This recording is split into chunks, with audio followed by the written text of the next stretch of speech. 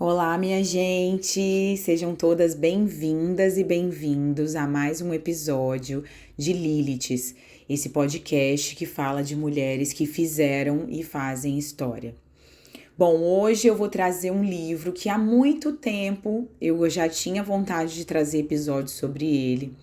É um livro muito aguardado, que é o Descolonizando Afetos, Experimentações sobre Outras Formas de Amar, de Geni Nunes.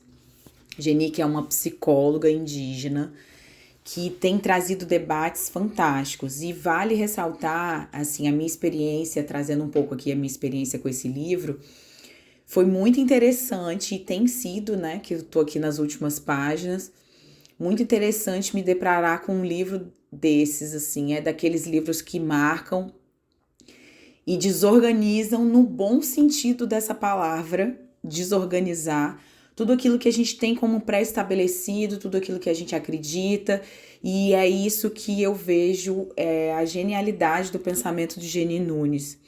Ela vem para trazer uma outra perspectiva, para desorganizar, no melhor sentido dessa palavra, tudo aquilo que está construído, para a gente trazer novas formas e outras formas de amar, e outras perspectivas mais leves, enfim.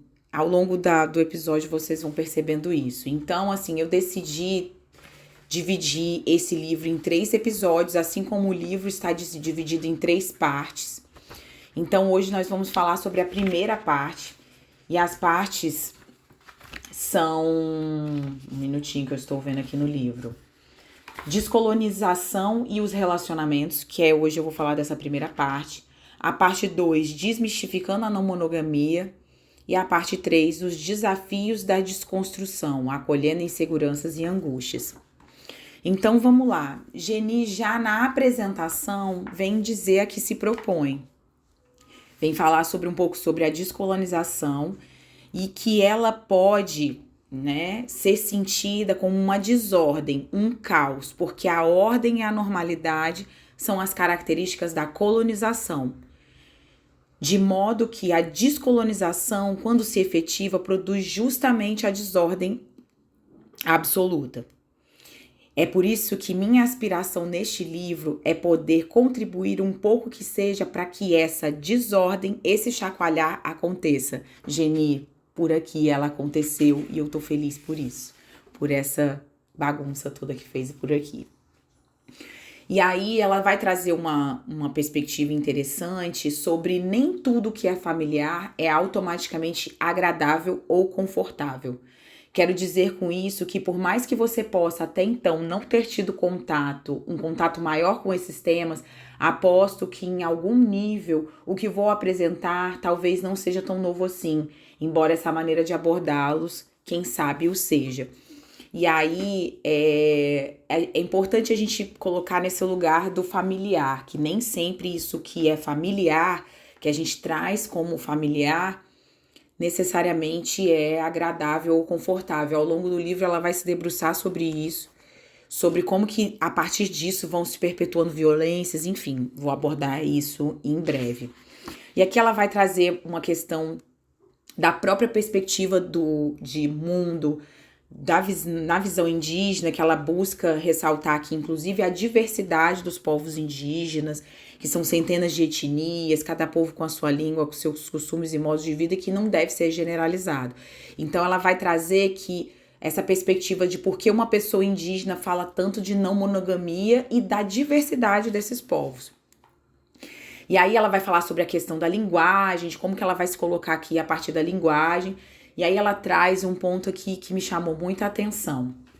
Minha mãe me contou que em Guarani ela não conhece palavras específicas que denotem posse. Em vez de dizer que somos donos de algo, falamos que estamos em sua companhia. O rio não é nossa propriedade, o vento também não. Não somos proprietários de nenhuma existência. Aprendi também com um parente guarani, Nhandeva Alberto Alves, que nossa linguagem já reflete a espiritualidade guarani livre de posses. Essa ideia de propriedade tão presente na sociedade dominante não é parte de nossas perspectivas indígenas, como afirma o parente Kazé Tupinambá. Não somos donos da terra, somos a terra. A ideia de posse adoece a terra e o nosso corpo e espírito. Viver bem é conviver sem posse. Gente, só isso aí ela já começa, isso está na apresentação, na página 20. Já começa muito bem, né? Viver bem é conviver sem posse. Fiquem com essa frase. E vamos seguir aqui para a parte 1 do livro, que é descolonização e relacionamentos. E aí ela vai fazendo toda uma questão, todo um retorno histórico para a gente ir entendendo toda essa questão da origem da monogamia e vai fazendo um paralelo com a questão da invasão colonial. Ela vai trazer que a colonização iniciou seu projeto de imposição da monocultura de afetos. E aí ela vai trazer uma reflexão aqui de uma parenta. É interessante que ela chama os povos indígenas de parentes, né? E aí ela vai trazer que a parenta reflete, vou trazer aqui o nome, que eu acho importante.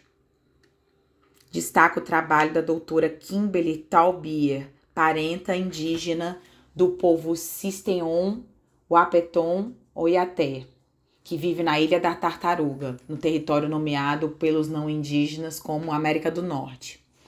A parenta reflete sobre a monogamia como parte de um projeto de imposição colonial e pontua a importância das perspectivas indígenas em relação a outros modos de conceber intimidades que não sejam centradas da figura humana universal.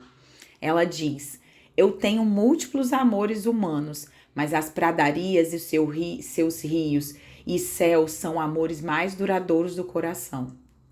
E ela traz que desde que conheceu o trabalho dessa parenta, sentiu uma grande alegria por perceber que mesmo na singularidade de cada povo, nossas conexões de alguma forma confluem.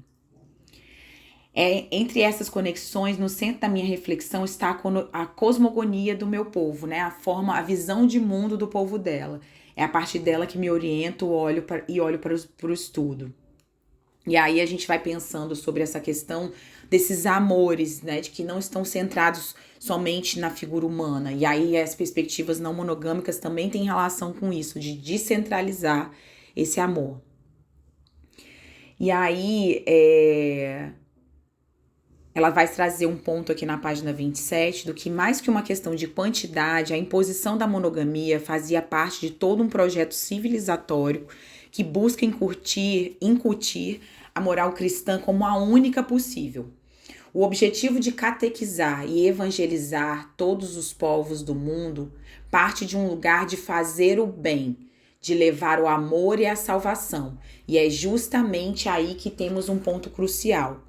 Por vezes, somos ensinados, ensinadas, a associar a opressão, racismo e demais violências a algo relacionado ao ódio, ao mal, mas para contracolonizar, ou seja, para fazer um esforço contrário à colonização, precisamos reconhecer que é justamente em nome do bem, da família e do amor que a maior parte das violências se perpetua.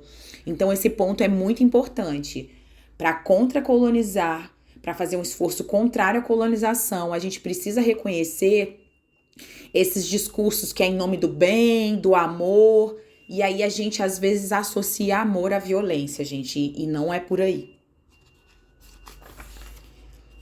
E aí ela vai trazer que o exercício de descolonizar o pensamento gira em torno desse gesto de termos certa desconfiança em relação àquilo que nos ensinaram que era justo e correto, porque era em nome do amor e em nome do bem. E aí volta naquilo que ela disse, né? Nem tudo que é familiar é automaticamente agradável ou confortável, porque a gente está associando amor à violência e as coisas não são por aí. E aí vamos para um outro ponto aqui que ela traz de catequização e evangelização como expressão do racismo religioso. Ela traz, na página 29, que nós, como povos indígenas, nunca tivemos o desejo de salvar, ela bota entre aspas, os demais povos convencendo-os à força de que seus deuses eram falsos e de que apenas os nossos eram verdadeiros. Não tivemos e não temos esse tipo de prática, porque as cosmogonias dos nossos povos não nos orientam a isso. Não precisamos acreditar que as demais espiritualidades são falsas para validar as nossas. Não precisamos inventar um selvagem, entre aspas, ela coloca, para nos sentirmos civilizados. Em outras palavras, não positivamos nossas diferenças de modo parasitário. E isso aqui é incrível que ela traz de que, tipo, para que o meu Deus seja válido, para que eu me conecte com a minha fé, eu não preciso anular as outras. Aí eu preciso respeitar que existem várias outras formas de ver o mundo, várias outras crenças, e a gente precisa respeitar. A gente precisa respeitar outras religiões. As religiões de matriz africana sofrem muita perseguição e são muito descriminalizadas, né? Então a gente precisa ter esse pensamento de que não positivar nossas diferenças de modo parasitário, né? Para validar as nossas crenças, a gente não precisa inventar um selvagem para a gente se sentir civilizado. E eu acho que isso está em muitos aspectos da vida, de quanto que a gente fica muito nessa polaridade de que ou é bom ou é ruim. Se o meu é bom, automaticamente o seu é ruim.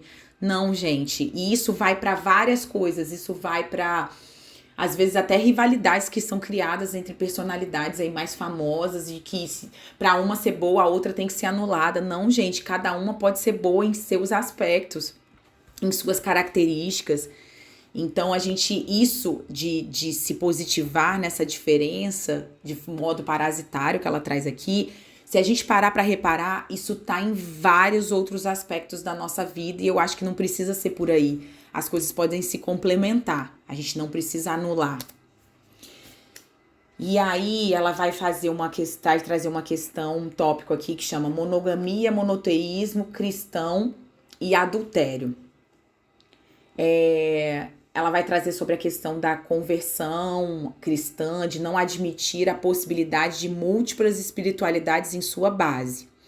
Não se diz que esse é um dos caminhos entre muitos, mas o único caminho, a verdade e a vida.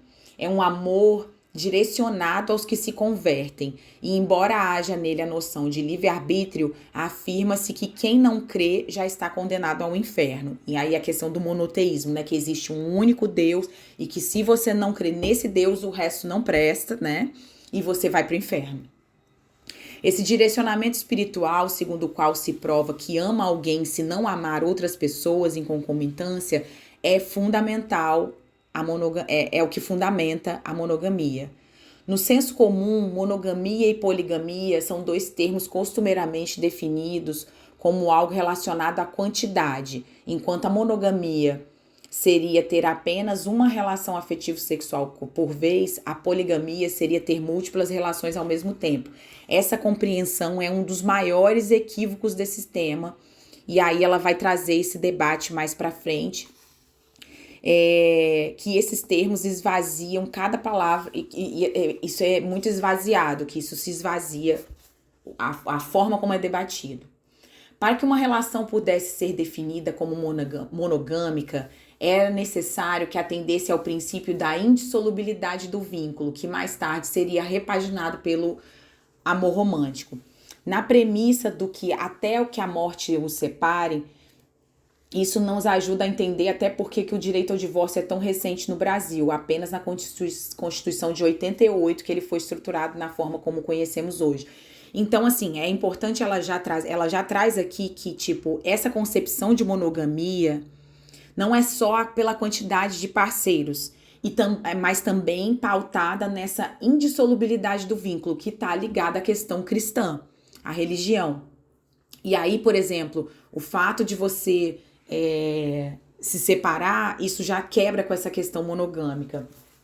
E aí ela vai trazer uma perspectiva indígena que em nosso povo, desde antes de 1500, já havia o entendimento de que se alguma das pessoas não quisesse mais permanecer naquela relação, ela tinha o livre direito de interrompê-la. as relações indígenas não se guiavam pela indissolubilidade do vínculo e também por isso não eram categorizadas como monogâmicas, ainda que fossem compostas apenas de duas pessoas. Reafirmo que nem a monogamia nem a não monogamia tem a ver com quantidade, mas com o modo como as relações acontecem, em tempo sobretudo. Então por aqui ela já vai desmistificar a primeira questão sobre a monogamia, que não é ter um parceiro por vez. Também nessa perspectiva religiosa é você ficar com aquela pessoa pelo resto da vida. E que os indígenas sempre entenderam que não, peraí, se não faz sentido mais, eu não vou continuar nessa relação. E até mesmo porque isso não é bom para nenhuma das partes, né? Nem para os filhos. E o quanto que isso é forte, isso é violento às vezes, no sentido de tipo, baseado nessa crença de que essa relação precisa ser preservada a todo custo, e principalmente às vezes colocando nas costas dos filhos, o quanto que isso é doloroso, porque permanecer casado numa relação que não faz mais sentido já não é bom para ambas as partes, e isso pode ser também afetar a saúde mental, por exemplo, dos filhos que estão vivendo ali aquela violência, que se esses pais estivessem separados, talvez fosse bem melhor, né? Enfim, vamos refletir sobre isso. E aí ela traz na página 34 que essa dificuldade em compreender que uma relação pode ser finalizada antes que a morte os separe está presente inclusive nas violências misóginas. Um exemplo disso é o feminicídio. Uma das falas mais frequentes dos autores da violência contra as mulheres é de que não aceitavam o término da relação. Vejam, estamos novamente falando sobre certo jeito de se relacionar que só acontece dessa forma porque se orienta pelo tempo normativo, o da indissolubilidade do vínculo. E aí é muito importante a gente pensar sobre isso, além da questão da posse aqui, né? Do entendimento de posse. Se essa mulher é minha, ela não vai ser de mais ninguém. E a gente precisa repensar sobre isso, porque olha onde isso leva, né? Ao feminicídio. E aí nós vamos para... Ela vai trazer na página 35 os impactos da moralidade cristã em marcos legais. E nesse primeiro trecho ela vai trazer: a mistura entre pecado e crime levou o Estado brasileiro a manter o adultério como crime no Código Penal até 2005, gente, 2005. Adultério só faz sentido para quem pressupõe que o direito ao próprio corpo deve ser cedido ao cônjuge, de modo que se torna uma ofensa a terceiros a autonomia sobre a própria sexualidade. E isso é bem simbólico se a gente pensar na questão do nome, né? Vou trazer uma polêmica aqui que eu sempre me debrucei sobre isso nas minhas conversas entre amigos. Essa questão da colocação do nome do marido, a inclusão do nome do marido no nome da mulher. Se a gente parar para pensar sobre toda essa reflexão que Geni está trazendo aqui de posse, né? O que seria, simbolicamente falando, essa inclusão desse nome? Que se não uma posse, né? Porque o seu nome original, né? É o nome que a sua família lhe deu. E aí, será que faz sentido incluir nessa relação? E aí, depois dessa separação, caso haja, enfim, é um ponto a se refletir, a inclusão do nome do marido no nome da mulher. Enfim, hoje em dia é permitido também que os caras coloquem o nome, mas isso acontece? Acho que não. Mas enfim, vamos lá falando, e ela traz esse ponto da violência contra a mulher que é frequentemente percebida como uma expressão do machismo. E nisso se silencia o quanto a monogamia é um alimento ideológico para essas práticas. Não são homens aleatórios que estão cometendo os assassinatos, né? São precisamente daqueles com quem as vítimas tiveram um vínculo romântico, monogâmico e heteronormativo. Em outras palavras, essa forma de amar é perigosa para a vida das mulheres e das pessoas sexo-dissidentes. Então, a questão da posse volta aqui, né? De que é uma forma perigosa, de que a monogamia é um alimento ideológico para o feminicídio. É importante a gente pensar sobre isso. E aí, vamos lá na página 40, que ela coloca que ao impor a monogamia, o Estado brasileiro fere o princípio da laicidade, uma vez que para muitas outras comunidades que não a cristã, a concomitância dos vínculos não é um pecado ou crime, sendo nesse sentido um efeito de racismo religioso. Essa defesa também se sustenta do ponto de vista econômico, a questão da monogamia. Uma vez que a instituição familiar é uma das únicas nos quais os trabalhos de limpeza, de cuidado com as crianças, de feitura dos alimentos, não é remunerado às mulheres e que se deve fazê-lo por amor. A sobrecarga e a exploração do trabalho das mulheres, especialmente das não brancas, são as que sustentam toda a vida capitalista. É a questão da economia do cuidado que ela vai trazer aqui. E aí ela vai trazer uma perspectiva do cristianismo sobre questões que são incutidas, né? De que no cristianismo há um trecho que orienta a conjugalidade monogâmica. Aí ela traz a citação: não vos negueis uns ao outro, exceto por mútuo consentimento, e apenas durante algum tempo, a fim de vos consagrardes à oração. Logo em seguida, uni-vos novamente para que o Satanás não vos tente por conta da vossa falta de controle. O trecho coloca o sexo como um dever do casal na tentativa de reduzir as chances de adultério. Em muitos casos, essa premissa acaba por borrar as fronteiras do consentimento, uma vez que não bastaria que apenas uma das pessoas não quisesse a prática sexual. A Bíblia só admite que o sexo não ocorra quando for por mútuo consentimento. Diante disso, no confessionário, o trabalho dos padres direcionava-se a incutir, especialmente nas mulheres, a ideia do sexo como um dever. Até hoje vemos essa reverberação quando a sociedade dominante culpabiliza as mulheres pela traição, entre aspas, que ela coloca, praticada pelo marido, em falas como: se tivesse em casa, não procuraria na rua e afins. Então, ela busca incutir esse dever na mulher de que, além de fazer tudo que ela faz, além de cuidar da casa por amor, ela tem o dever sexual. E aí, que se o cara procurou outras fora de casa, a falha é da mulher. E isso é muito problemático. E aí, ela traz várias outras questões aqui que eu recomendo demais a leitura. Como nos outros episódios, eu não pretendo esgotar aqui tudo que esse livro pode trazer, né? Eu não tenho como dar conta disso tudo aqui num episódio. E recomendo a leitura. E eu vou finalizar aqui com uma fala dela na página 49. O jeito que amo não entra na igreja. A maneira que amo não se destina a feriado. Os modos como sou amada não aparecem nos inícios nem nos finais felizes. O jeito que amo é literalmente ilegal. O jeito que amo, dizem, não é pra mim nem pra ninguém. Não funciona, não dá certo. Por um tempo, isso tudo me fez duvidar. Me fez acreditar em um delírio de mim mesma. Até o dia em que não paguei a fiança da chantagem e me vi livre. Ainda com medo, angústia e feridas, mas livre. Livre para seguir. Não apenas dos meus medos, mas com eles. Não apesar dos meus medos, mas com eles. Acolhendo minhas dores, experienciei novas alegrias. E soube que o jeito que amo e sou amada é crível, sim. O jeito que amo não é importado nem enlatado, vem sem manual, é artesanal e potável. É parte de uma teia com gente humana, gente bicho, vento, água e terra.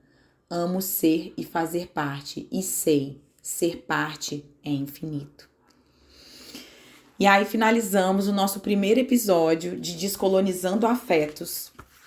Fiquem ligadas aí para os próximos episódios sobre esse livro incrível. E fiquem ligadas. Se você quer conhecer um pouco mais do meu trabalho, meu Instagram é @psicologamariana.borges. Me segue lá e confere os conteúdos. E até o próximo episódio.